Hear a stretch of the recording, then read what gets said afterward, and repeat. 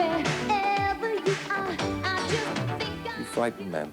I don't know, do I Men frighten you? Yes.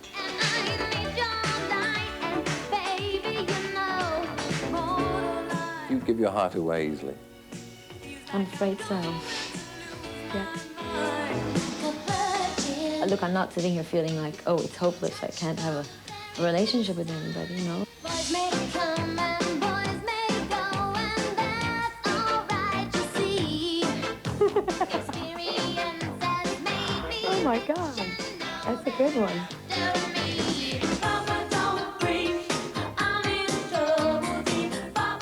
A lot of times people say, well, when are you going to run for president or whatever? Well, I don't know. Be careful what you wish for is what I say. That's right, you might get it. I'm gonna keep my baby tropically island breeze. Are you able to get up in the morning, look at yourself And go, fall ugh, around what a this dog. Yes, quite. Yes. La bonita, I hear your voice. It's like You've had enough suffering. No, I haven't, actually. I'm Catholic, remember? So am I.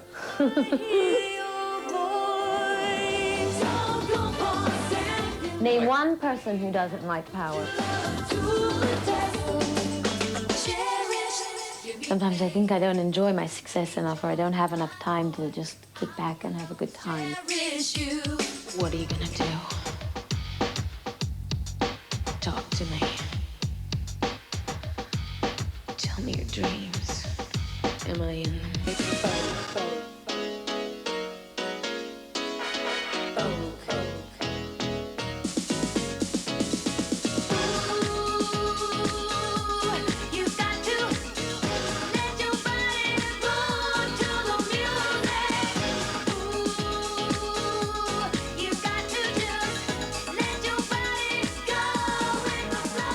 Well, as you know, wild horses would normally drag me from my little grey home in the west of London. But for the 1000th edition of Wogan, we've come to the Mediterranean. In May every year, Cannes becomes tinsel town on the Riviera, where all the huge glitterati gather.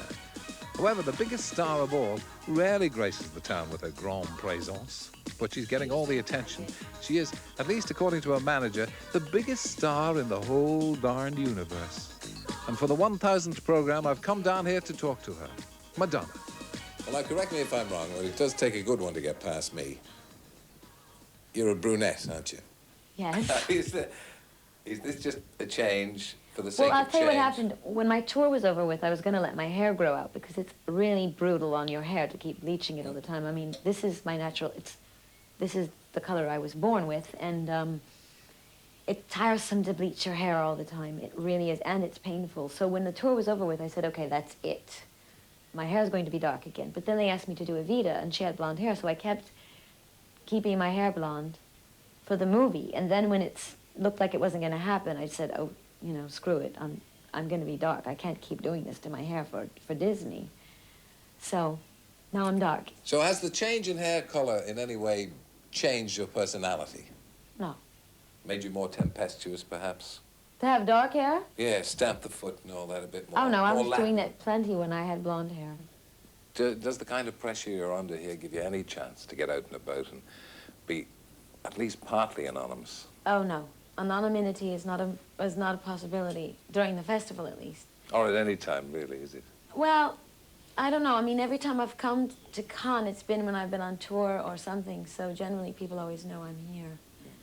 And I don't know, maybe in a week they'll grow tired of following me around. So. I don't think so. I don't think so. I mean, there are loads of big stars here, figuratively as well as metaphorically. I mean, you've got Schwarzenegger and Dolph Lundgren and De Niro and Eddie Murphy, who's small but dynamic. And you're the one who's getting all the attention. Yeah. They must be spitting blood. Those guys? Yeah. Oh, I don't think so. I mean, I think Arnold and De Niro certainly get their share of attention. Yeah. I don't think they're feeling neglected. So what about In Bed with Madonna, which is what it's going to be called in Britain? The opening for that was last night. How is that? It was wild. Are you happy with the result? Yeah, I'm very happy with the movie, and I think it's been really well received here and also in the States. It covers the Blonde Ambition tour, isn't that right? Yeah.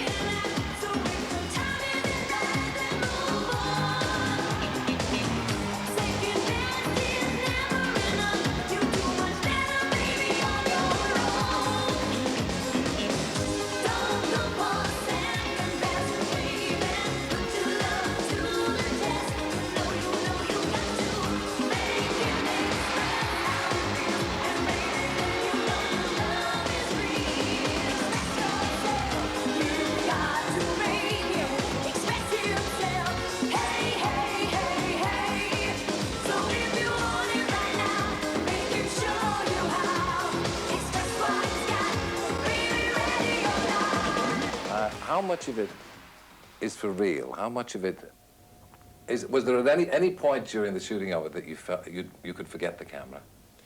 Yes, there were many points in the film that I forgot the camera, and there were many points in the film that I was very aware of the camera. I think we sort of covered all areas in terms of, I mean, there were some very set-up things where we knew what we were going to do and we improvised on a theme. We knew what we were going to talk about. The director, Alec, would say, okay, go sit in this room and talk about this. And we knew it was like a little improv scene kind of a thing. And then there were sections where I absolutely there were so many things going on, and the camera literally was documenting what was happening, and I didn't even know it was there. So it runs the gamut. But to me, it's irrelevant what's true and what's not true, because even when you know the camera's there and you're playing to it, there's something very revealing about yourself in that, even. Warren Beatty, in the course of the movie, implies that you're only real in front of a camera. Well, he says, no, what he says is, she can't live her life off camera. Why would she want to film why would she want to do anything unless it was on camera? And everyone likes to ask that question. But my opinion of that is that that Warren is actually speaking about himself. When he says, you can't live your life off camera, what he's saying is, I could never let someone follow me around. I would never want anyone to know me personally. And, you know, we're very different people. And, you know, I set out to make a movie about my life for 6 months, so that meant to film everything. Great. Take a breath. Good. This is crazy. Nobody talks about this on film? Talks about what? The insanity of doing this all on a documentary? Well, this is a serious matter, your throat, yes? Why should I stop here? But does anyone say it? Who's anyone? Well, anyone that comes into this insane atmosphere. You realize they all feel it when they come into this atmosphere.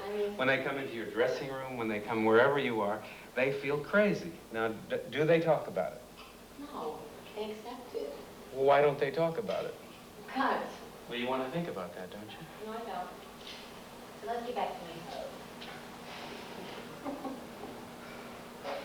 If you want to talk at all off camera, you have nothing to say. She doesn't want to live off camera, much less talk. There's nothing to say off camera. Why would you say something if it's off camera? What point is there of existing? I think it was very brave of you to do this. Yeah, well, it was. And you had no regrets. You've never had any regrets. Did any of your advisors say you shouldn't do this? Yeah.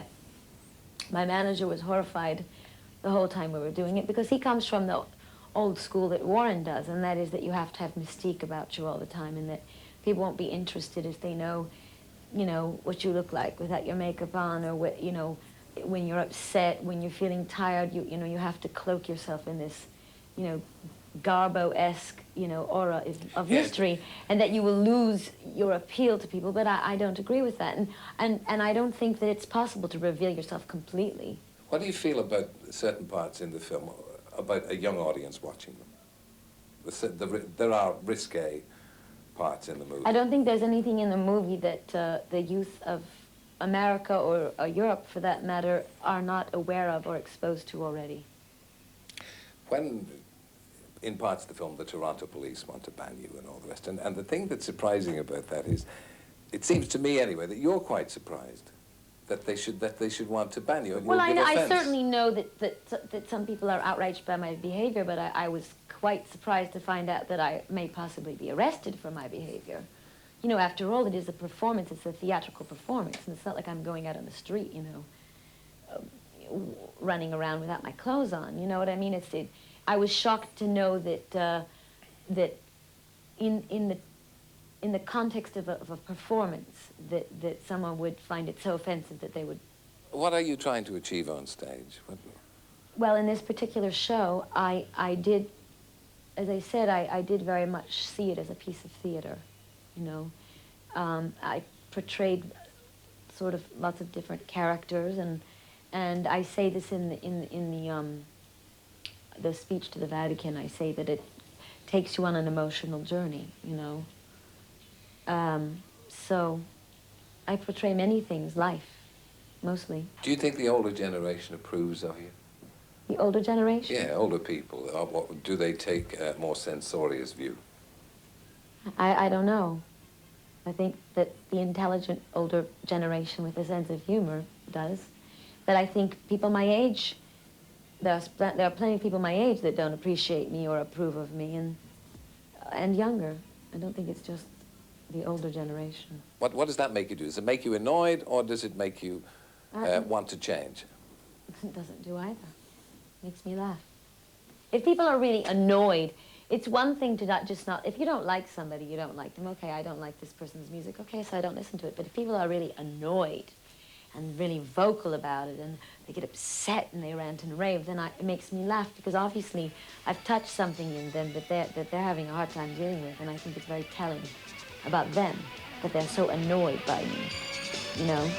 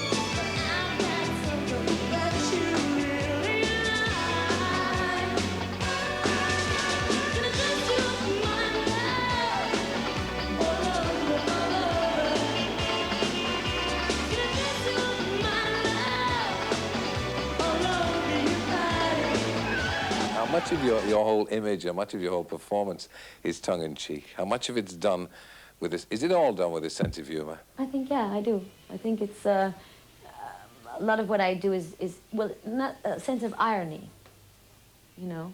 I think it's good to see someone, a performer or whatever, and say, now, does she mean that or doesn't she? Because it makes you ask questions, and it makes you see that there's two sides to every story. And everything isn't cut and dry, everything's black, everything isn't black and white, you know? So, and I think that I try to make that clear in my work by being tongue-in-cheek. So, I never want to be taken completely seriously. I think that that's the death of anyone. Of course. Well, that is the problem, isn't it? That people think you mean it most of the time, don't they? Do you mean everything you say? I mean everything I say, but in terms of like my performance and stuff, I mean, certainly in my last show, much of what I did was tongue-in-cheek, and I mean, I'm being very sincere with you right now, but when I present a performance, for instance, and many times in my songs, there's a sense of irony that most intelligent people see it, and the people that don't, well, they don't. I mean, everyone can't love everything that you do.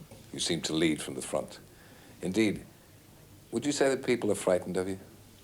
Sometimes, yes. What is it about you that frightens people?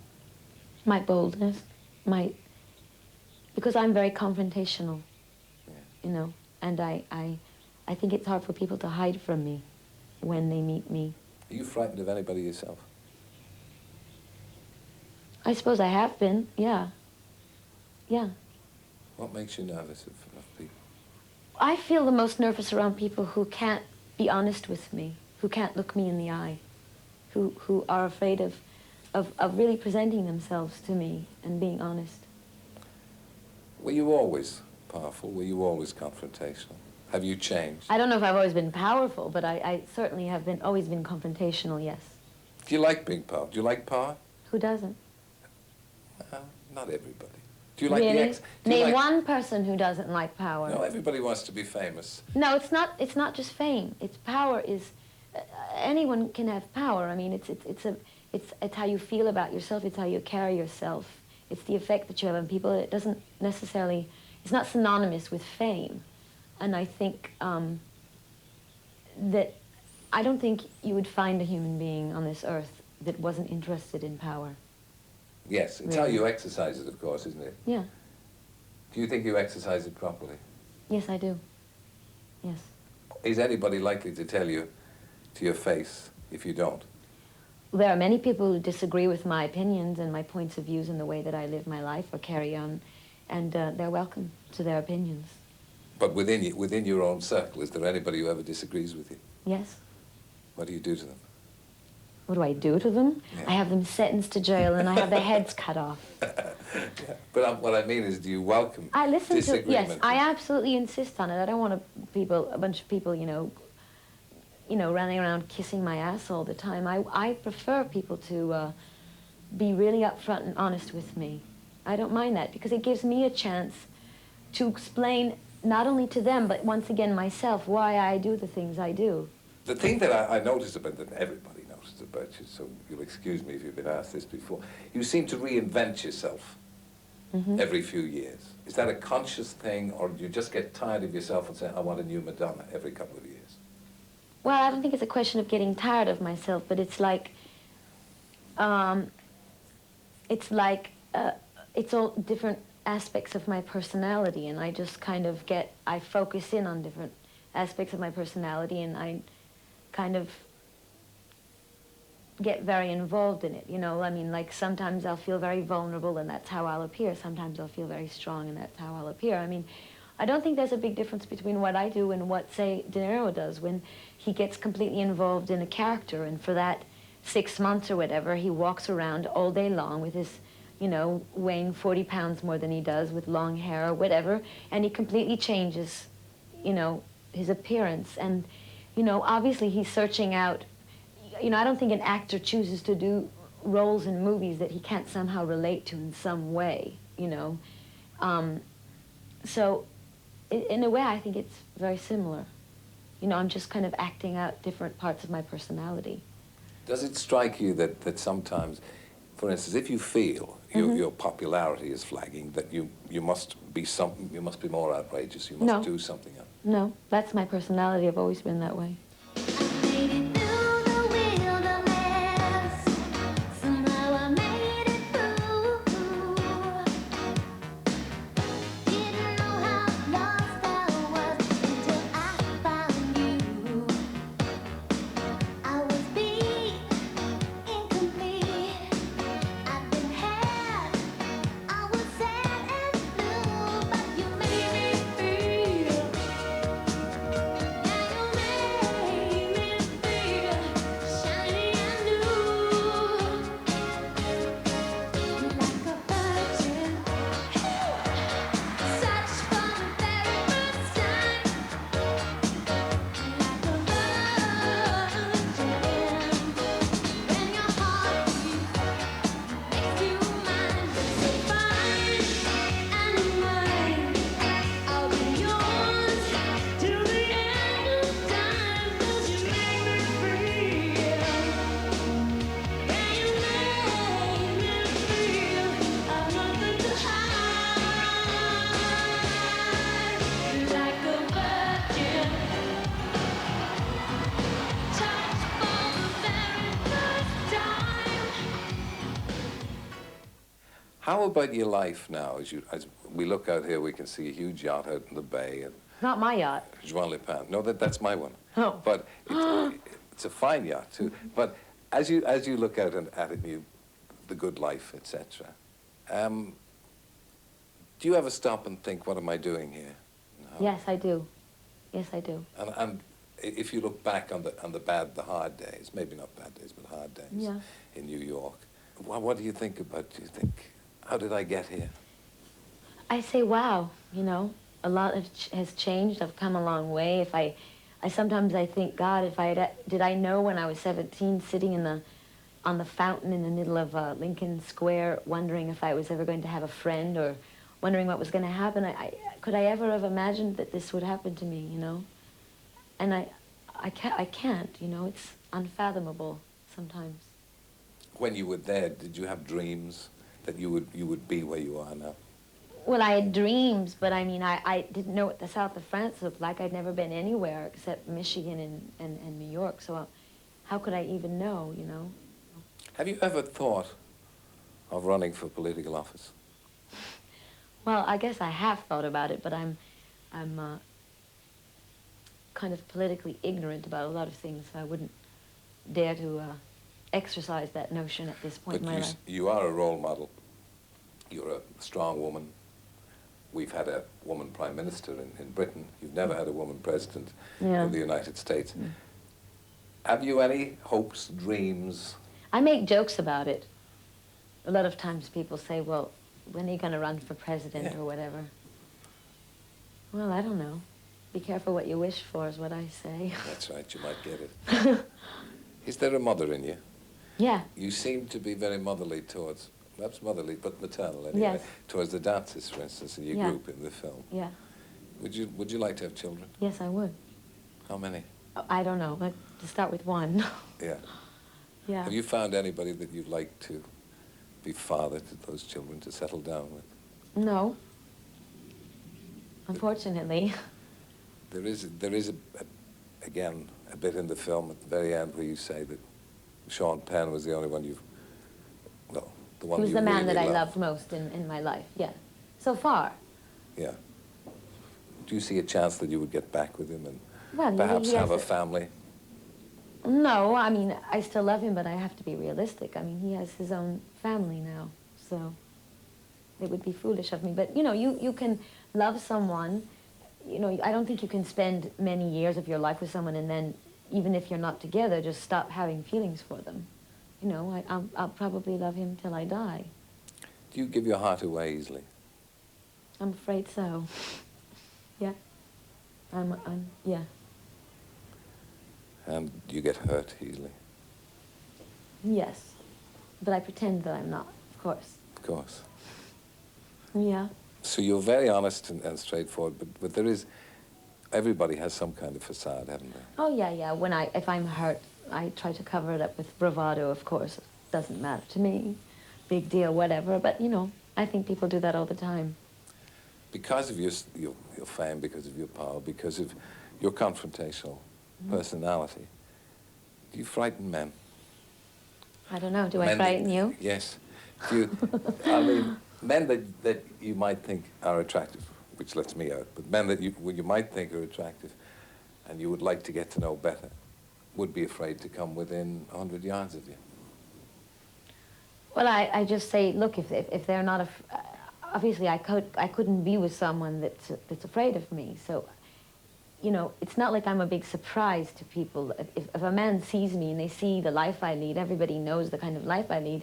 You know, if they're willing to come within, you know, 20 feet of me, then I think they pretty much know what's going on, you know. And if they're frightened of me, then they shouldn't come near me.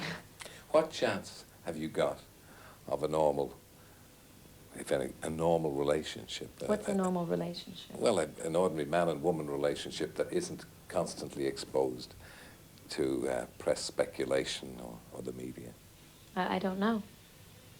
I mean, look, I'm not sitting here feeling like, oh, it's hopeless. I can't have a relationship with anybody, you know. And I think a relationship, especially in the lifestyle that I lead and in the business that I'm in, is very difficult. Do you have time to be sad about that, or does that occasionally? Time make to be sad? To be sad about it. Of course I do. Yes.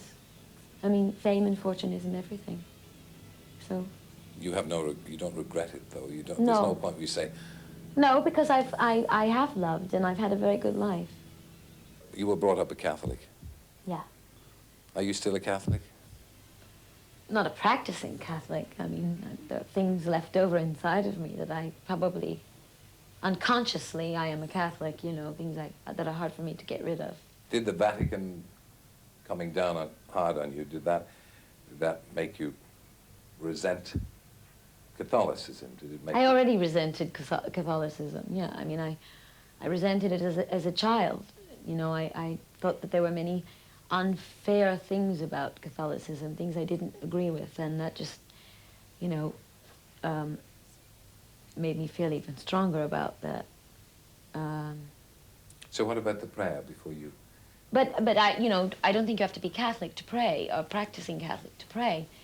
And I still believe in God, and I think prayer, for me, it works. You know, I think religion is best when it's personalized. You know, I'm not any specific religion per se, but I'm a spiritual person, and I think prayer is useful for me. And I think good when you're like about to go into a battle or play a game or whatever, you know, an athletic game. I think it's a unifying thing. It's a way to get people focused and get together, and it was a really important part of being on tour, and it's an important part of my life now.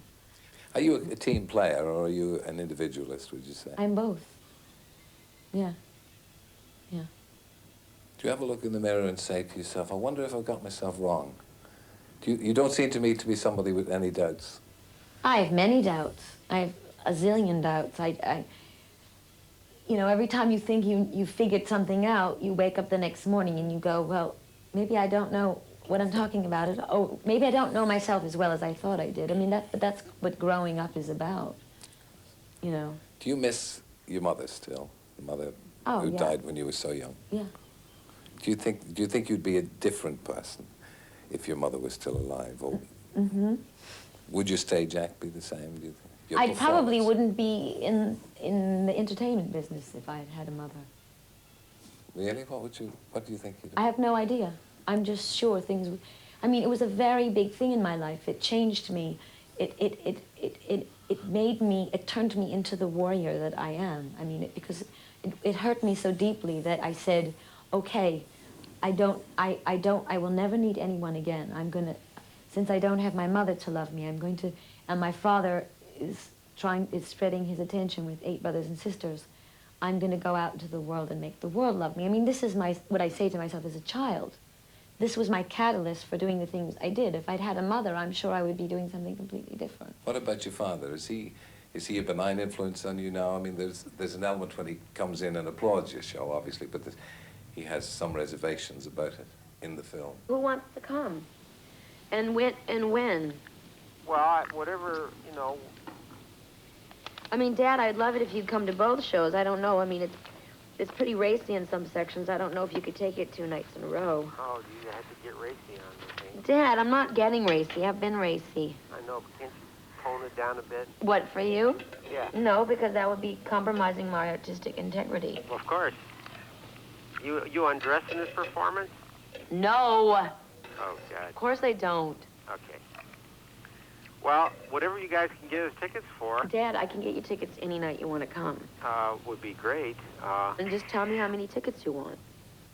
Well, my father's, I think the way my father's learned to deal with my career and the craziness that surrounds my life and the controversy and stuff is just a sort of, I mean, he has a very large family, and my father's had a really tough life himself. And I think that he sort of lets things roll off of him instead of reacting overtly either way. Instead of being really ecstatic and happy, I think to keep himself from being really upset, he just sort of goes like this, and that's been his method of survival through the years, you know. And he doesn't treat me differently than any of my other brothers and sisters, and sometimes I think, oh God, you know, why doesn't he get excited about the things that I've accomplished? But on the other hand, I'm relieved, because then I can come home and not feel like a freak or something, you know. I'm treated like everybody else, and it's probably the only place I am. Are you ever lonely? Yeah, sure. Are you more lonely than you're not lonely? No. No. No, because I'm fortunate. I have some good friends. So I can always call them up. Your friends remain the same to you as they were before you became rich and famous? Or have you Not just- everybody. I have a handful of friends that were my friends when I first moved to New York. And they're still my friends, and of course they're my best friends, because I know, I mean, they've remained my true and deep friends all these years, no matter what's happened to me, and I appreciate them the most.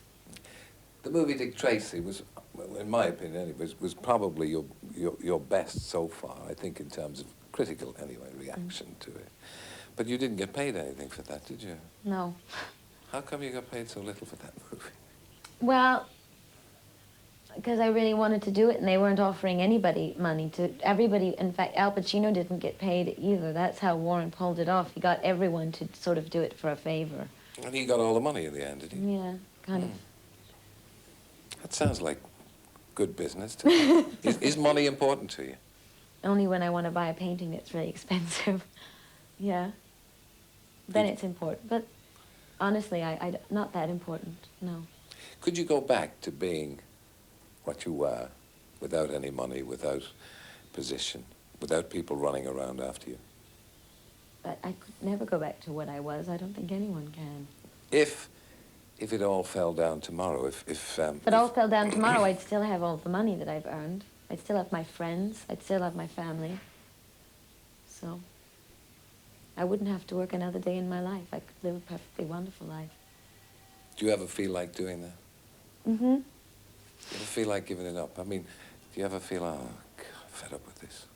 Yes, sometimes I do, yeah. Because I work really hard, and sometimes I think I don't enjoy my success enough, or I don't have enough time to just kick back and have a good time. But I think, you know, well, maybe I should just go live in a cabin in Louisiana or something, you know, but I know I would, you know what, I would go live in a cabin in Louisiana, I'd start organizing the farm, you know what I mean? I would, eventually, my personality's traits would come out again, you know.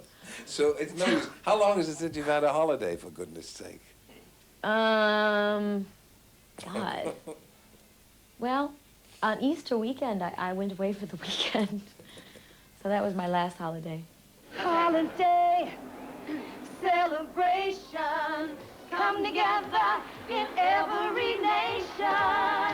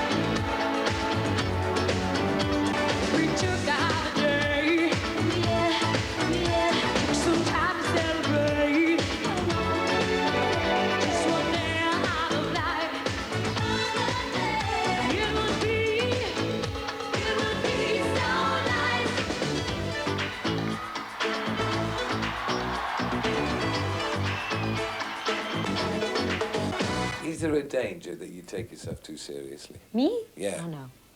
No, I never do. Are you able to get up in the morning, look at yourself, and go, fall ugh, around what a this dog. Yes, quite. Yes. Yes, I do that every morning. And what about the fitness? You're jogging in the morning that you do. You run for 6 miles, don't you? Sometimes more. It's doing me. It's actually a time when I meditate. So it's spiritually, it's great for me. It's when I sort of tune everything out, all the problems, all the stress, all the requests, all the demands, all the expectations, and I just run. It's very, it sounds really corny, but it's really Zen-like, you know what I mean? It's the time that I escape. And so it does me a lot of good. How are you going to keep all those balls in the air that you've kept so successfully? For a long time now, you've kept in the forefront. People might say, oh, she's slipping, and then back you come with a bang. You can't keep doing this, can you? I don't know. I don't do it for other people. I do it for myself. I mean, I don't sit in my room at night going, oh, God, how am I going to keep everybody interested, you know?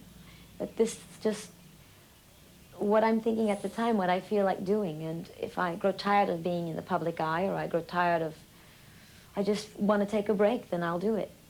Yeah. I don't feel the pressure that I have to keep. I mean, I've accomplished a lot. I don't think I have to keep going and doing the same exact thing all the time. You go back to being blonde again, will you? When Maybe if a role requires it in a movie, but I'm actually quite relieved to have dark hair right now. you wouldn't go redhead on us. No, I don't think that would look very good on me. I think I need to have freckles or something. Yeah. Are the changes that you make calculated, or are you a creature of instinct? Instinct. You love and hate on an instant, do you? Yes, I do. I'm very impulsive. Yeah. Well, I hope you'll retain all those characteristics, and it's been a great pleasure to talk to you. Thank Thank you you. for joining us and talking so freely and so Thank well. you. Thank you. Madonna.